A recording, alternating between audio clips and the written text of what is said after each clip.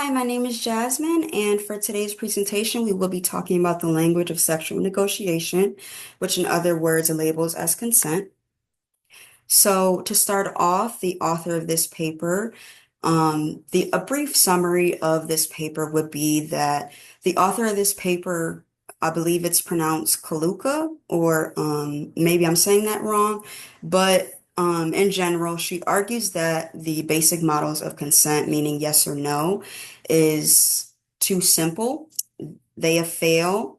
Sometimes they fail to account for the nuisance ways in which consent is negotiated, in legal and sometimes ethical situations of consent. So, she critiques the idea that consent is a clear verbal agreement, pointing out that people frequently rely on body language, tone, and social cues to express willingness or refusal, which me as a woman, I do agree with that because there are many, many instances or sometimes many situations where a woman, has to do what she has to do because sometimes saying no doesn't always mean no. So, as I said before, some of the central arguments in this case, or in this paper, talks about how language is used as a tool of sexual negotiation. It argues that the way that we talk and consent is shaped by, like I said before, social norms, power structures, and gender dynamics. What that typically means is, um, sometimes the way that we speak is shaped by gender roles and power structures. As a woman, I definitely feel like it's always given to the man. Um, the next point sort of says the same thing. It highlights how women in particular are socialized to express consent or refusal in ways that may not be direct, which complicates the idea of a clear and affirmative consent. That is kind of what she was talking about, how the simple yes or no doesn't always hold up, or shouldn't always hold up in court because like like it was said, some women in particular have to express consent or refusal in ways that may not be verbally clear. So the next point, or the next central argument, the limits of yes means yes and no means no.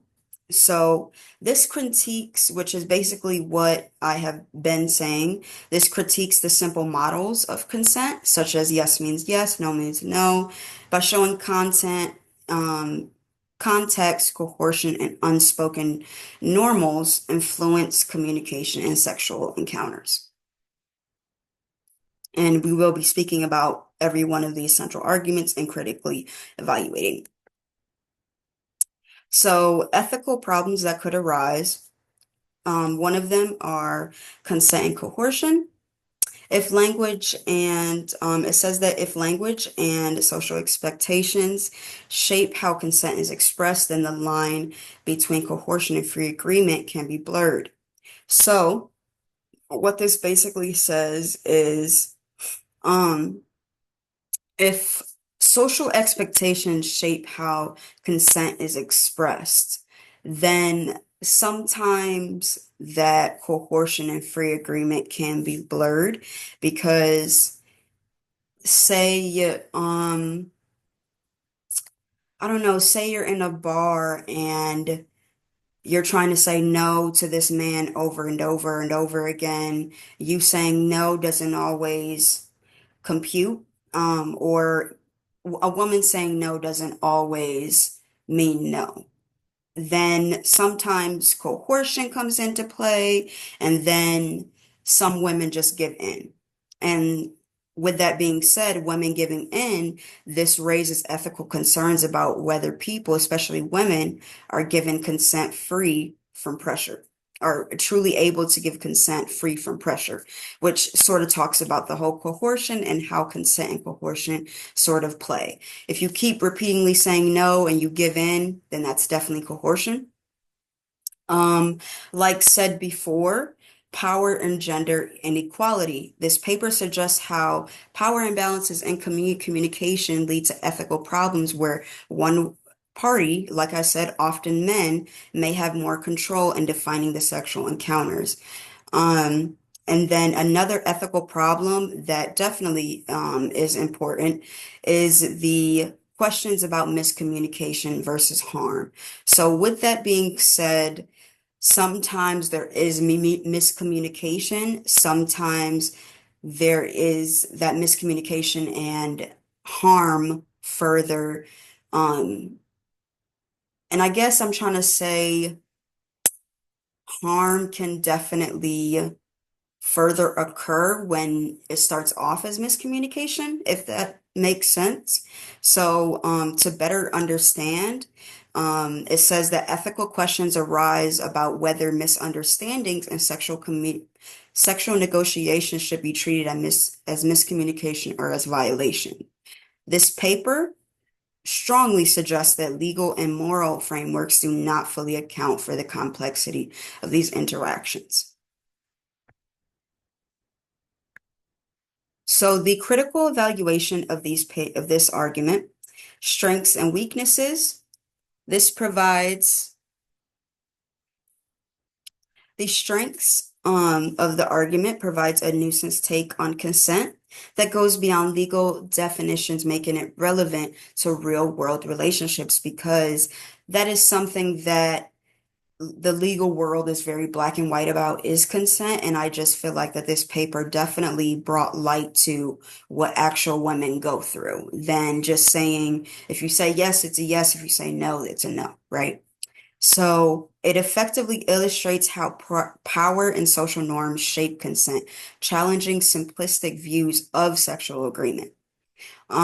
It also encourages critical discussions on consent and ethics because these are discussions that still need to be had today. Yes, consent is talked about in colleges and schools, at work, but I definitely feel like it needs to be talked about more, especially the coercion and how consent and coercion play with each other. So some weaknesses and some counter arguments of this paper. So it says, while Kaluka criticizes existing consent models, the paper does not provide a clear alternative. If yes means yes, it's insufficient, what should replace it?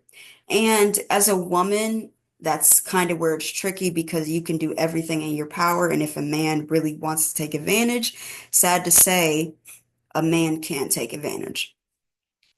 So the argument assumes that the gendered communication patterns are largely oppressive, but some might argue that individuals still have agency to resist these norms, which mainly you really hear men say or um really unsupportive people say that, oh, you could have done this. Like, so basically what this is talking about is even though, yes, women do get coerced, women do get raped, that sort of thing, there are still individuals out there basically saying that, oh, well, you could have prevented this in somehow. Oh, you could have done this. But as I said before, you can do everything in your power. And if a man really wants to take advantage, sadly, he can.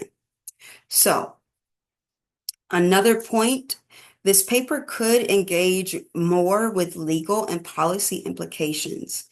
How should laws be shaped to accommodate this nuisance view of consent? So, this kind of, like I said, is a little tricky because um, we do have laws pertaining to consent, but as she described, it's not so detailed. And I guess how laws can be shaped better is they can definitely give um, at least more laws on the stipulations of consent. But obviously there's laws on coercion, there's laws on, rape, sexual assault, sexual harassment, that sort of thing. So, um, we definitely, I do believe that there are laws that can be shaped better, and there are laws that are at least um at least with all that they can do all that they can, if that makes sense. So, in conclusion, this paper offers a critical and thought-provoking analysis on um, how gender norms, language, and power dynamics shape sexual consent.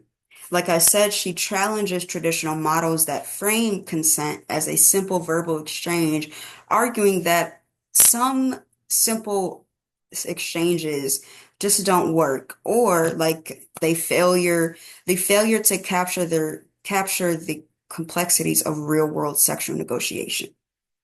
Her work raises essential questions about personal responsibility in communication, the role of nonverbal cues, and the difficulties of applying clear legal standards to socially nuisance issues. So, in my personal opinion, I definitely felt like this paper was well written. It definitely felt like a breath of fresh air, bringing light to what us women go through, and definitely advocating for more, um, I guess, consent shaped laws and more detailed based laws following consent. What, and as I said before, consent should be talked about more. Um, and ultimately, that's what she said pushes readers to reconsider how consent is negotiated, understood, and enforced in both personal and legal spaces. Her insights call for a shift toward a more dynamic model of consent, one that acknowledges not only the verbal agreement, but the broader social norms that shape how we communicate with each other based on desire and refusal. So, with that being said, this is the end of my presentation. Thank you so much for listening. I do appreciate it.